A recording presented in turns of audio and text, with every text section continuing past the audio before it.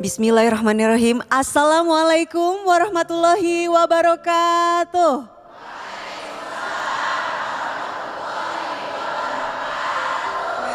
Masya Allah, senang sekali saya Donita yang akan mendampingi Ustadz Hilman Fauzi dalam acara Kajian Hati. Masya Allah, Alhamdulillah hari ini kita dipertemukan di sini, diberikan kesempatan oleh Allah untuk bisa berkumpul dan mendengarkan tausiah.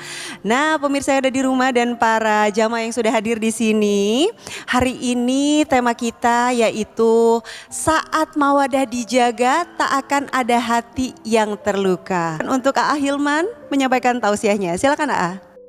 Bismillahirrahmanirrahim. Assalamualaikum warahmatullahi wabarakatuh.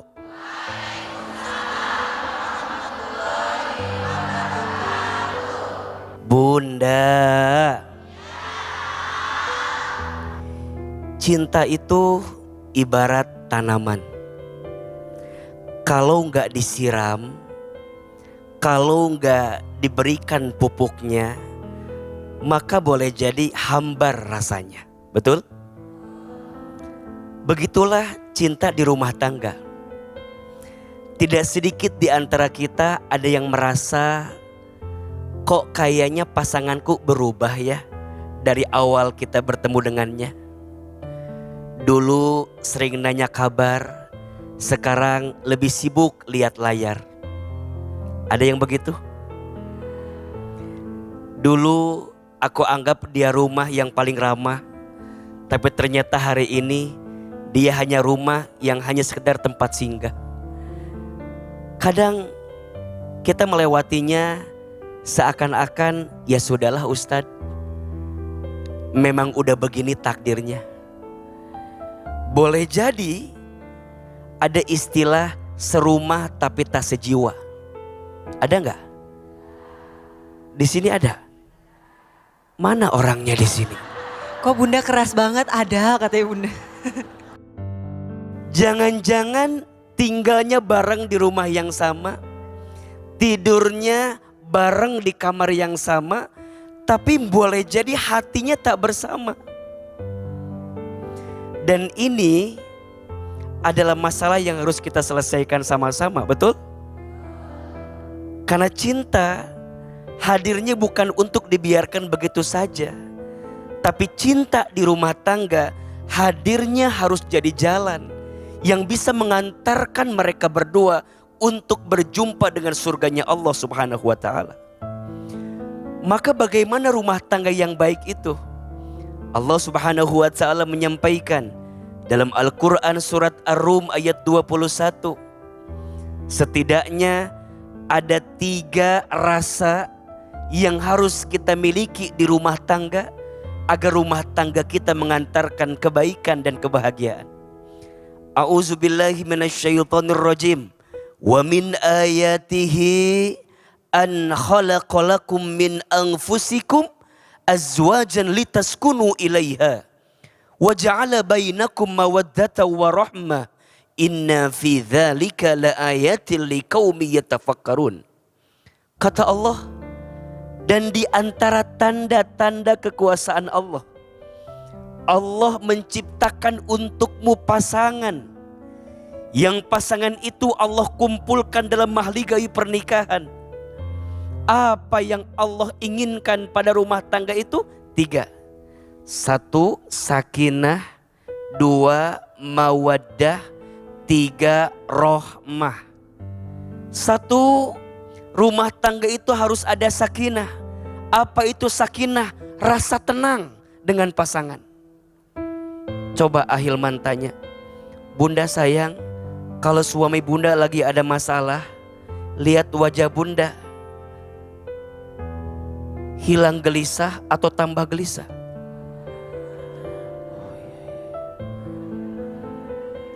Rasa tenang itu kebahagiaan. Rasa tenang itu nikmat yang harus dihadirkan di rumah tangga. Betul? Yang kedua, rumah tangga itu harus punya mawaddah. Rasa kasih, rasa cinta. Melihat pasangan setiap saat setiap waktu tambah cintanya. Betul.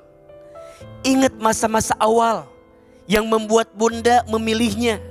Ingat masa-masa awal saat bunda menerimanya. Itulah yang akan menjadikan bunda timbul mawaddah, timbul mawaddah. Kan masih ingat kan? Mungkin ada yang cinta karena parasnya, ada? Mungkin ada yang cinta karena hartanya, ada? Kok lebih kenceng ya bun? Mungkin ada yang cinta karena sikapnya, ada? Itulah mawaddah, cinta yang terus tumbuh. Gimana cara baliknya? Mulai romantis lagi, mulai mesra lagi. Maka para ayah izin ya, biasakan manggil sayang sama istri. Biasakan muji istri. Sama sekarang izin para suami, kira-kira kalau dihargai sama istri senang atau tidak? Kalau para suami dianggap sama istrinya senang atau tidak? Mohon maaf, jangan-jangan para istri sibuk menuntut tapi lupa menuntun. Bunda lebih banyak minta tapi lupa memberi. Padahal cinta bukan tentang apa yang kamu terima, tapi cinta tentang apa yang kamu berikan untuk pasanganmu, betul? Maka cinta harus dirawat. Jadi kalau bunda ngerasa kok kayaknya hamba rumah tangga kita, kok kayaknya ada yang beda rumah tangga kita, ayo evaluasi. Dan yang ketiga, rahmah, kasih sayang. Kita mencintai pasangan bukan lagi karena kelebihannya, tapi kita mencintai pasangan walaupun kita tahu kekurangannya, kita masih bisa menerima kekurangannya. Itulah cinta yang paling tinggi. Ingat kebaikannya, pelan-pelan lupakan kekurangannya. Disitulah rumah tangga akan Allah jaga. Bukan hanya di dunia, tapi insya Allah sampai ke surganya Allah Subhanahu wa ta'ala. Mudah-mudahan rumah tangga kita semua sakinah, mawaddah, warahmah. Amin ya rabbal alamin. Masya Allah, tabarakallah, terima kasih banyak Ustadz atas tausiahnya. Bunda, kajian hati. Masya Allah, kayak makin semangat ya. Ini udah siap-siap belum nih buat nanya nih sama Aa Hilman nih. Kira-kira mana nih yang udah paling siap nih? Mana angkat tangannya? Nah mungkin Mbak boleh silahkan. Assalamualaikum warahmatullahi wabarakatuh. Waalaikumsalam warahmatullahi wabarakatuh. Salam kenal, saya Ana Riana, biasa dipanggil Ana. Saya tuh nggak pernah komunikasi sama ayah saya selama 27 tahun. Saya nggak pernah tegur sapa selama 27 tahun. Dan kebetulan tahun kemarin beliau baru aja wafat.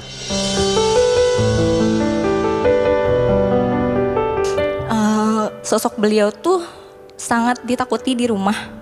Makanya kami keempat anaknya tuh jauh banget sama beliau. Kalaupun memang pas lagi kebetulan ketemu gitu ya, sama-sama pura-pura gak ngeliat aja gitu. Jadi saya ngerasa saya ini sebenarnya fatherless. Orang-orang taunya kalau fatherless itu kan yang orang tuanya bercerai. Tapi sebenarnya ada juga loh fatherless yang orang tuanya tuh ada gitu. Saya tuh suka selalu berpikir gitu, sebenarnya orang tua saya tuh sayang nggak ya sama saya gitu. Terus saya sering banget ke-trigger sama konten-konten yang ayahnya tuh berjuang untuk anaknya, misalkan berdagang sampai malam gitu sampai pagi. Saya kayak ngerasa sebenarnya tuh saya pengen loh dapat kasih sayang kayak gitu. Dan plot twistnya adalah setelah sekarang saya udah menikah Ustadz. Saya udah punya 1 anak dan plot twistnya adalah suami saya juga fatherless. Cuman bedanya kalau dia beneran ayahnya nggak ada gitu, kalau saya sosok ayahnya ada gitu.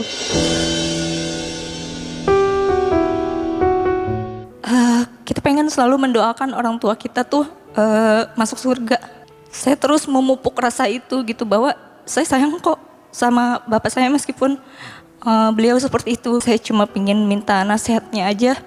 Soalnya kita berdua, saya sama suami juga sama-sama fatherless. Bagaimana supaya kita tuh bisa jadi orang tua yang lebih mindful. Terus kita juga enggak jadi orang tua yang sama kayak orang tua kita sebelumnya. Kita bisa memutus rantai luka. Aku tuh banyak banget trauma kecil gitu, sampai kita anak-anaknya tuh nggak nyaman di rumah gitu. Rumah tuh bukan serasa rumah buat kita gitu, dulu tuh mungkin rumah kayak neraka gitu ya. Sampai akhirnya anak-anaknya tuh satu persatu keluar dari rumah. Ada indikasi KDRT, terus ada juga aku ngelihat momen-momen kayak kalau udah bertengkar rumah jadi kayak berantakan gitu. Itu buat aku yang kayak langsung tremor gitu Kak. Waktu aku SD aku udah belajar buat keluar dari rumah gitu. Aku malah kabur dari rumah, biarpun kaburnya tuh ke rumah guru aku. Mamaku juga tahu aku kaburnya ke situ, dan itu selama seminggu lebih aku dibina. Aku bener-bener kayak nggak mau pulang, aku nggak mau ada di rumah. Dan kejadian lagi setelah aku kuliah, aku keluar dari rumah karena aku ngerasa kayak aku punya keluarga tapi aku nggak ngerasain kalau kita tuh keluarga. Dan trauma itu semua tuh kita rasakan di anak-anak keempat ini. Apa perasaan Mbak Ana saat mengetahui ayah wafat? Awalnya pasti sedih kehilangan orang tua. Tapi yang saya bingung, setelah 1 tahun tepatnya kemarin beliau wafat, apakah normal kalau saya tuh nggak kangen? Tapi saya selalu berusaha buat mengirim doa gitu, dan saya memohon supaya doa saya tuh bisa sampai ke beliau gitu. Allah bisa ngampunin saya dan ngampunin orang tua saya juga. Pingin ketemu lagi di surga. Terus pengen sesekali gitu datang ke mimpi aku, karena banyak banget pertanyaan yang pingin aku tanyain. Banyak banget perasaan yang pingin aku ungkapin gitu.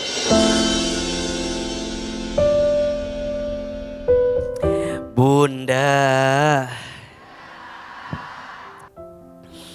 pertama nasihat Ahilman untuk semua para ayah, belajar untuk menjadi ayah yang baik.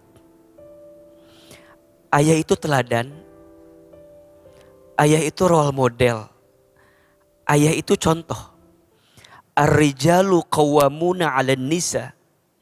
Laki-laki, suami, ayah itu adalah pemimpin untuk keluarganya. Jadi kalau ada keterangan yang menyebutkan al-ummu madrasatul ula, ibu adalah sekolah pertama, maka wal abu raisuha, dan ayah adalah kepala sekolahnya. Maka tidak kaget di dalam Al-Quran percakapan antara ibu dengan anak dan percakapan antara ayah dengan anak lebih banyak yang mana?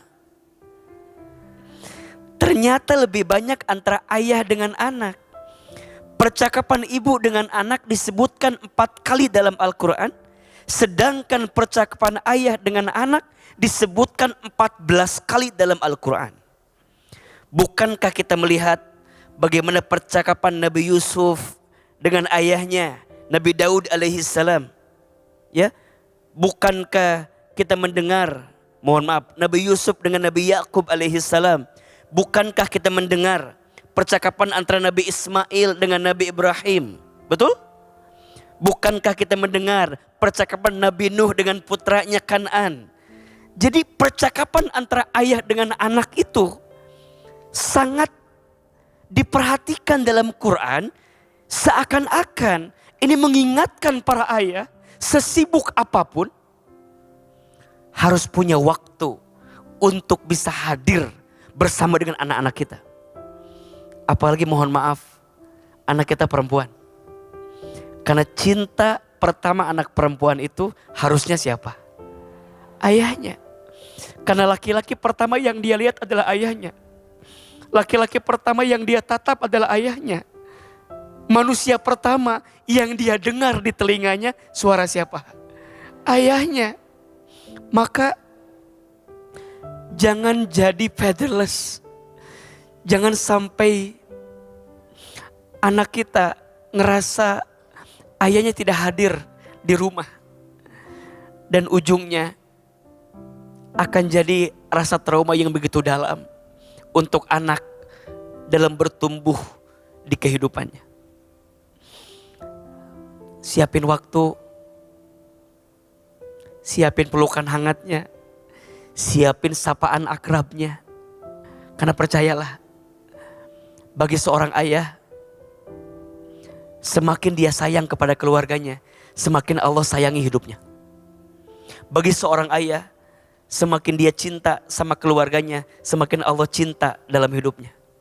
Dan saya merasakan, boleh jadi Allah titipkan amanah kebaikan sama AA hari ini. Karena di samping saya ada istri dan 4 anak perempuan saya. Maka kadang ini juga teguran buat saya. Kadang kita lebih sibuk mendengarkan curahan hati banyak orang di luar sana. Tapi boleh jadi sangat sedikit waktu saya untuk menyiapkan telinga untuk anak-anak saya. Maka Mbak Ana, satu, ini nasihat untuk kita semua, termasuk buat saya, agar belajar jadi ayah yang baik. Yang kedua, nasihat buat Mbak Ana dan suami. Bagaimanapun, dia adalah ayahmu. Tidak akan mungkin ada dirimu kalau tidak ada ayahmu. Maka pesan saya, tetap siapkan ruang di hati untuk memaafkan sesakit apapun sikap ayahmu kepada dirimu. Tidak ada manusia yang sempurna. Begitupun ayahmu.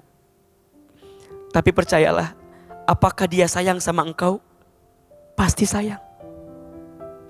Mana buktinya? Engkau masih diizinkan hadir di muka bumi.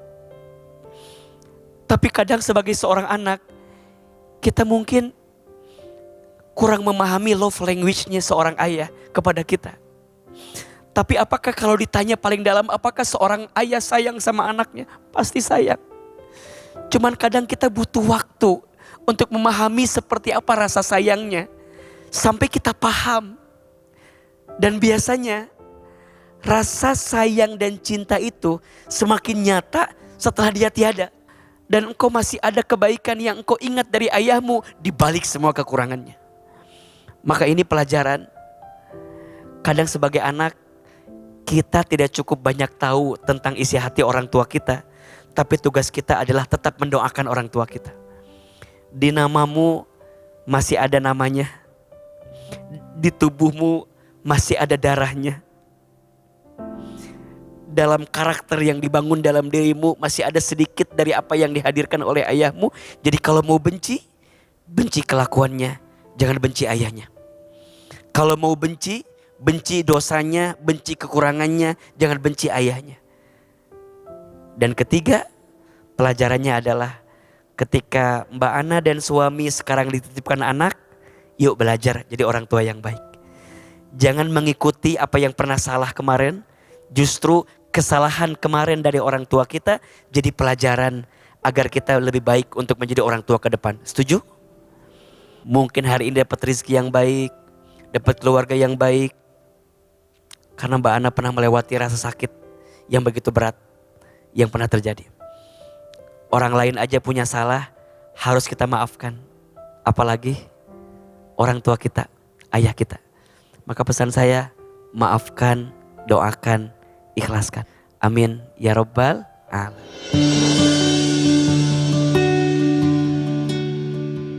Kalau perasaan pasti sedih ya Kak, karena kan aku juga bisa ngelihat teman-teman aku keluarganya seperti apa. Terus ternyata keluarga yang aku jalani itu nggak sesuai ekspektasi yang anak perempuan inginkan gitu.